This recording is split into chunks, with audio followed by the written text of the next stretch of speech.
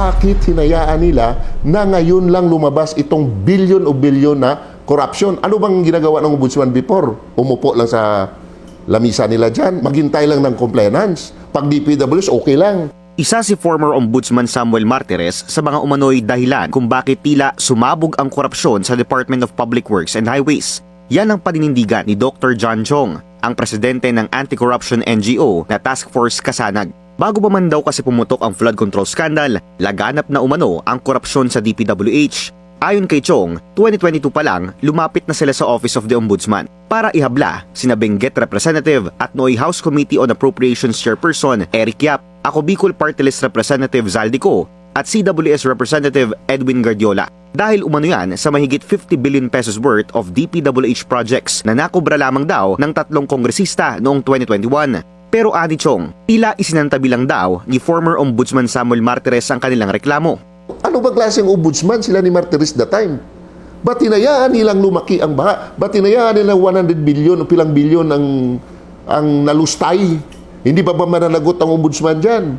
Hindi pa ba mananagot ang COA dyan? Just my question. Kailangan pa sagutin ng ombudsman before kasi nag-file na kami. Ang request namin, Sir Ombudsman, the task force ko sana, kailangan ng tulong nyo for fact-finding. Moto proprio. Hindi naman kami investigador. Kung kami pupunta doon, baka nabaril pa kami ng mga kontraktor at congressman dyan eh. Ayon sa isinumiteng liham ni Chong sa Ombudsman noong 2022, stockholder umano si Yap ng Earthyard Corporation. Isinasaad sa liham na importer at supplier daw ng unpatented o fake materials from China ang nasabing kumpanya base raw sa kanilang investigasyon at mga hawak na dokumento. Ayon pa sa liham, Earthyard ang supplier ng mga materyales at majority ng mga umano'y slope protection projects na napunta sa FESCO Incorporated. Ang kumpanyang ito, pagmamayari ng isang Robert Inson na ani Chong ay asawa ni Effie Vanessa Yap Inson na kapatid ni Congressman Yap at dati na ring tumakbo bilang 5th nominee ng ACT-CIS Party List noong 2022. Dagdag pa sa liham ni Chong noong 2022, majority umano ng budget para sa 2021 slope protection projects ay allocated kina Yap, Co at Guardiola. Binibenta raw ng 3 kongresista ang mga kontrata sa mga kontraktor sa halagang 30%. Well, the evidence, based to the evidence na hawak namin, kasi kami nagbabase kami sa ebidensya, sir, no? Sila naman ang contractor talaga. Sila ang nananalo sa bidding, no? Sila, kanilang contractors ang...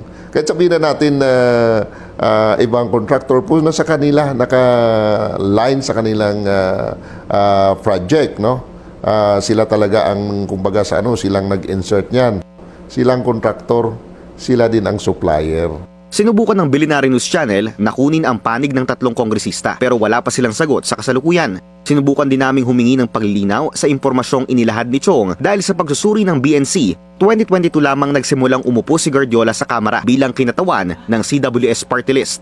Basta sa pagkakalam ko dyan, 2022, congressman na sa CWS. Idununog din namin ito kay former Ombudsman Samuel Martires. Aniya, hindi umano siya aware sa reklamong isinumite ni Chong sa kanyang tanggapan noong 2022. Kasalukuyang nasa spotlight ng investigasyon ngayon ang 3 kongresista. Ngayong araw lang, kinumpirma ni Pangulong Bongbong Marcos na frozen na ang assets ni Yap at ng kapatid nitong si ACT-CIS Representative Edvic Yap. Kasalukuyang tinutugis ng mga otoridad si Ko at itinuturing na isa sa mga key figure ng DPWH corruption sa Marcos Jr. administration. Kasama naman si Guardiola sa first batch ng mga tinaguriang contractor na pinakakasuhan ng ICI at DPWH sa Office of the Ombudsman dahil umano sa prohibited interest law violations.